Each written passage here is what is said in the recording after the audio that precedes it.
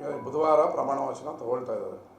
ಭಾಳ ಜನಗಳು 40 ವರ್ಷದವರ ಪರಿಶ್ರಮಕ್ಕೆ ಇವತ್ತು ಅವರು ನಂಬಿದಂಥ ದೇವರು ಹೈಕಮಾಂಡ್ ಸಿದ್ದರಾಮಯ್ಯನವರು ಈ ರಾಜ್ಯದ ಜನತೆ ಅವರ ಆಶೀರ್ವಾದದಿಂದ ಇವತ್ತು ಬುಧವಾರ ಮುಖ್ಯಮಂತ್ರಿ ಆಗ್ತಾಯಿದ್ದಾರೆ. ನನಗೂ ಸಂತೋಷ ಆಗಿದೆ.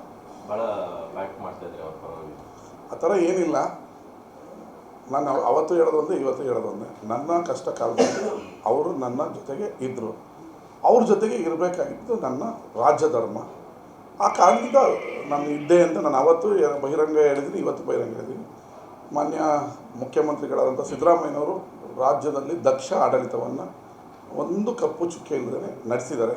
ಅದನ್ನು ಮುಂದುವರಿಸ್ಕೊಂಡು ಹೋಗ್ತಾರೆ ಅನ್ನೋ ಅತೀವ ವಿಶ್ವಾಸ ಜನರಲ್ಲಿ ನಮ್ಮಲ್ಲೆಲ್ಲರಲ್ಲೂ ಇದೆ. ಈ ಕಾಂಗ್ರೆಸ್ನಲ್ಲಿದ್ದ ಗೊಂದಲಗಳು ವಿರೋಧ ಪಕ್ಷಗಳು ಲಾಭ ಆಗ್ತದೆ ಅಂತ ಎಲ್ಲ ಕರೆ ಹೇಳೋಂಗಾಯ್ತು. ಅವ್ರು ಯಾವ ರೀ ಬಿ ಜೆ ಪಿಯವರು ಮೊನ್ನೆವರೆಗೂ ಹಿಂದೂ ವಿರೋಧಿ ಸಿದ್ದರಾಮಯ್ಯ, ಭ್ರಷ್ಟಾಚಾರಿ ಸಿದ್ದರಾಮಯ್ಯ ಅನ್ನೋರು. ಇವತ್ತು ಸಿದ್ದರಾಮಯ್ಯನಿಗೆ ಅನ್ಯಾಯ ಆಗಿಬಿಟ್ಟಿದೆ ಕಾಂಗ್ರೆಸ್ಸಿಂದ. ಸಿದ್ದರಾಮಯ್ಯ ಅಂತ ದೇವರಂಥ ಮನುಷ್ಯ. ಅವ್ರಿಗೂ ಡಬಲ್ ಸ್ಟ್ಯಾಂಡರ್ಡ್, ಒಂದು ಸ್ಟ್ಯಾಂಡರ್ಡ್ ಇಲ್ಲ ಬಿ ಜೆ ಪಿಯವರಿಗೆ. ನಮ್ಮ ಮನೆಯ ಗುಟ್ಟು ಇದು. ನಾವು ಹೊಡೆದಾಡ್ಕೋತೀವೋ, ಪ್ರೀತಿ ಮಾಡ್ತೀವೋ, ಮುದ್ದಾಡ್ತೀವೋ, ಅದು ನಮಗೆ ಬಿಟ್ಟಿದ್ರು. ಅವ್ರಿಗೆ ಯಾಕೆ ನೋವು ಅಂತ ಗೊತ್ತಾಯ್ತಲ್ಲಪ್ಪ. ಒಂದು ಸ್ಟ್ಯಾಂಡರ್ಡಲ್ಲಿ ಇರಬೇಕಲ್ವಾ. ಮೊನ್ನೆಯವ್ರಿಗೆ ಏನು ಮಾತಾಡ್ತಿದ್ರು, ಈಗ ಕ್ಯಾಸೆಟ್ ಚಿಕ್ ಮಾಡಿ ಮೊನ್ನೆ ಏನು ಮಾತಾಡ್ತಿದ್ರು, ಇವತ್ತೇನು ಮಾತಾಡ್ತಿದ್ರು. ಸುಮ್ಮನೆ ಅವ್ರಿಗೇನು ಟೈಮ್ ಪಾಸ್ ಮಾಡೋಕ್ಕೆ ಏನು ಬೇಕೋ ಅದು ಮಾತಾಡ್ತಾ ಇರ್ತಾರೆ. ಅವ್ರ ಮಾತಿಗೆ ಒಂದು ತೂಕ ಇರಬೇಕು ರೀ. ವಿರೋಧ ಪಕ್ಷ ಅಂತ ಹೇಳಿದ್ರೆ ಈಗ ದೇವೇಗೌಡರು ದೇವರಾಜ ಅರಸು ಕಾಲದಲ್ಲಿ ವಿರೋಧ ಪಕ್ಷದಲ್ಲಿದ್ದರು. ಅವ್ರು ಮಾತಾಡ್ತಾರೆ ಅಂದರೆ ದೇವರಾಜ ಅರಸು ಅವರು ಸರ್ಕಾರ ನಡಗದಂತೆ. ಯಡಿಯೂರಪ್ಪನವ್ರು ಮಾತಾಡ್ತಾರೆ ಅಂದರೆ ವಿಧಾನಸೌಧ ಗುಡುಗುತ್ತೆ ಅನ್ನೋರು. ಈ ವೇಸ್ಟ್ ಏನು ಮಾತಾಡೋದು ನಾವು. ಅಷ್ಟೇ ಅವರು ಸ್ಟ್ಯಾಂಡರ್ಡಾಗಿ ಪಕ್ಷ ಕಟ್ಟಬೇಕು, ನೆಕ್ಸ್ಟ್ ಸರ್ಕಾರ ತರಬೇಕು ಅನ್ನೋ ಇಲ್ಲ. ನಾವು ಹೊಡೆದೋಗ್ಬಿಡ್ತೀವಿ, ನಾವು ಹೊಡೆದಾಡ್ಬಿಡ್ತೀವಿ, ಅದರಲ್ಲಿ ಬರ್ತೀವಿ ಅಂತ. ನಾವು 2022ರಿಂದ ಡಿ ಕೆ ಶಿವಕುಮಾರ್ ಅಧ್ಯಕ್ಷರು, ಸಿದ್ದರಾಮಯ್ಯನವರು ಜೋಡೆತ್ತುಗಳ ಊರು ಸುತ್ತಿ ದಿನನಿತ್ಯ ಕಾರ್ಯಕರ್ತರನ್ನ ರೋಡಲ್ಲಿ ನಿಲ್ಲಿಸಿ ಕೆಲಸ ಮಾಡಿ 136 ತಂದಿರೋದು ನಾವು. ಅವರು ಸುಮ್ಮನೆ ಅವ್ರ ಪವರ್ ಟ್ರಾನ್ಸ್ಫರ್ ಆಗ್ಬೇಕಾದ್ರೆ ಹೊಡೆದಾಡ್ತಾ ಇದ್ರಲ್ಲ, ಅದು ಅವ್ರ ಸಂಸ್ಕೃತಿ. ಕಾಂಗ್ರೆಸ್ ಸಂಸ್ಕೃತಿ ಈ ಥರ 28 ಅಲ್ಲ 33ಕ್ಕೂ ಇರುತ್ತೆ. ಇನ್ಮೇಲೆ ಏನಿದ್ರು ಕಾಂಗ್ರೆಸ್ ಸರ್ಕಾರ ರಾಜ್ಯದಲ್ಲಿ 33ಕ್ಕೂ ನಮ್ದಿರುತ್ತೆ. ನಮ್ಮದೆಲ್ಲ ಬಲಿಷ್ಠ ಸರ್ಕಾರ, ಬಲಿಷ್ಠ ನಾಯಕತ್ವ ಇದೆ.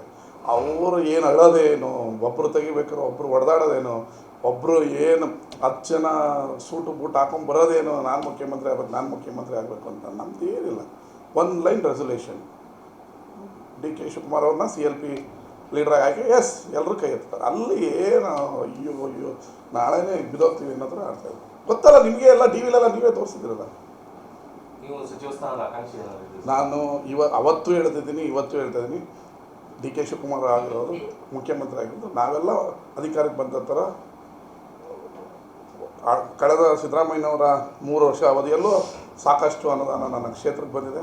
ಈಗ ಇನ್ನಷ್ಟು ಅನುದಾನ ತಂದು ಕ್ಷೇತ್ರನ ಅಭಿವೃದ್ಧಿ ಮಾಡ್ತೀನಿ. ನಾನು ಯಾವುದೇ ಸಚಿವ ಸ್ಥಾನದ ಆಕಾಂಕ್ಷಿನೂ ಅಲ್ಲ, ನನಗೆ ಬೇಡ ಕೂಡ. ಯಾಕಂದರೆ ಫಸ್ಟ್ ಟೈಮ್ ಗೆದ್ದಿದ್ದೀವಿ. ಇನ್ನೂ ಭಾಳಷ್ಟು ಹಿರಿಯರಿದ್ದಾರೆ, ಅವ್ರನ್ನ ಮಾಡಲಿ. ಆ ಮಾತಿನಲ್ಲಿ ಬದಲಾವಣೆ ಇಲ್ಲ.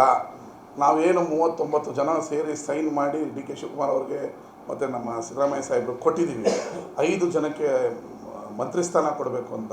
ಈಗ ಇದರಲ್ಲೂ ಭಾಳ ಟ್ಯಾಲೆಂಟು, ದಕ್ಷವಾಗಿ ಆಡಳಿತ ನಡೆಸುವಂಥ ನಮ್ಮ ಚನ್ನಗಿರಿ ಶಾಸಕ ಶಿವಗಂಗಾ ಇದ್ದಾರೆ.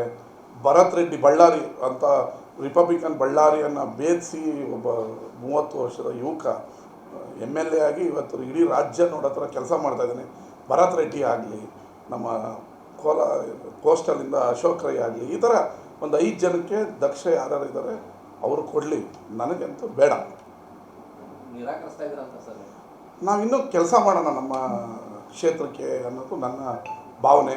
ಈಗ ಡಿ ಕೆ ಶಿವಕುಮಾರ್ ಅವರು CM ಆಗಿರೋದು ನಮಗೆಲ್ಲ ಇನ್ನಷ್ಟು ಅನುದಾನ ಬರುತ್ತೆ. ಅವರಾದರೆ ನಾವಾದಂಗಲ್ವಾ, ನಾವೇ ಕೊಡಬೇಕು ಅಂತ ನಿಂತ್ಕೊಂಡ್ರೆ ಇರಿಟೇಷನ್ ಆಗಲ್ವಾ. ಬೇರೆಯವ್ರು ಮಾಡಲಿ. 2 ಸಿಗಲಿ ಅನ್ನೋ ಭಾವನೆ ನಮಗೆ. ಈಗ ಚಲುವರಾಯಸ್ವಾಮಿಯವರು ಭಾಳ ದಕ್ಷವಾಗಿ ಅಧಿಕಾರ ಮಾಡಿದ್ದಾರೆ. ಜಿಲ್ಲೆನ 10,000 ಕೋಟಿ ಇಲ್ಲಿವರೆಗೂ ತಂದು ಅಭಿವೃದ್ಧಿ ಮಾಡಿದ್ದಾರೆ. ಅವರಂತೂ ಮುಂದುವರಿತಾರೆ. ಅವ್ರ ಜೊತೆಗೆ ಇನ್ನೊಂದು ಕೊಡಲಿ ಅನ್ನೋದು ಭಾವನೆ. ಆವಾಗ ಇನ್ನಷ್ಟು ಹುರುಪಿನಿಂದ ನಮ್ಮ ಕಾರ್ಯಕರ್ತರೆಲ್ಲ ಕೆಲಸ ಮಾಡ್ತಾರೆ. ಇನ್ನಷ್ಟು ಮಂಡ್ಯ ಜಿಲ್ಲೆ ಅಭಿವೃದ್ಧಿ ಆಗ್ತದೆ. ಪೈಪೋಟಿ ಏನಿಲ್ಲ, ಕ್ಲೈವ್ ಮಾಡ್ತಾ ಇದ್ದಾರೆ. ಈಗ ರಮೇಶ್ ಬಾಬು ಬಂಡಿ ಸಿದ್ದೇಗೌಡರು ಕೂಡ 3 ಸರಿ ಎಮ್ ಎಲ್ ಎ ಆಗಿದ್ದಾರೆ, ನರೇಂದ್ರ ಸ್ವಾಮಿಯವರು 3 ಸರಿ ಎಮ್ ಎಲ್ ಎ ಆಗಿದ್ದಾರೆ. ನರೇಂದ್ರ ಸ್ವಾಮಿ ಕೋಟನೇ ಬೇರೆ, ಬಾಬು ಬಂಡಿ ಸಿದ್ದೇಗೌಡರ ಕೋಟನೇ ಬೇರೆ. ಬಾಬು ಅವರು ಅವ್ರ ತಂದೆ ಅವ್ರ ತಾಯಿ ಎಲ್ಲ ಎಮ್ ಎಲ್ ಎ ಆಗಿ ಅವ್ರದ್ದೇ ಆದ ಕಾಣಿಕೆಯನ್ನು ಶ್ರೀರಂಗಪಟ್ಟಣಕ್ಕೆ ಕೊಟ್ಟಿದ್ದಾರೆ. ಇದು ಭಾಳ ಅನುಕೂಲ ಆಗ್ತದೆ ಅವರು ಮಂತ್ರಿ ಆದರೆ.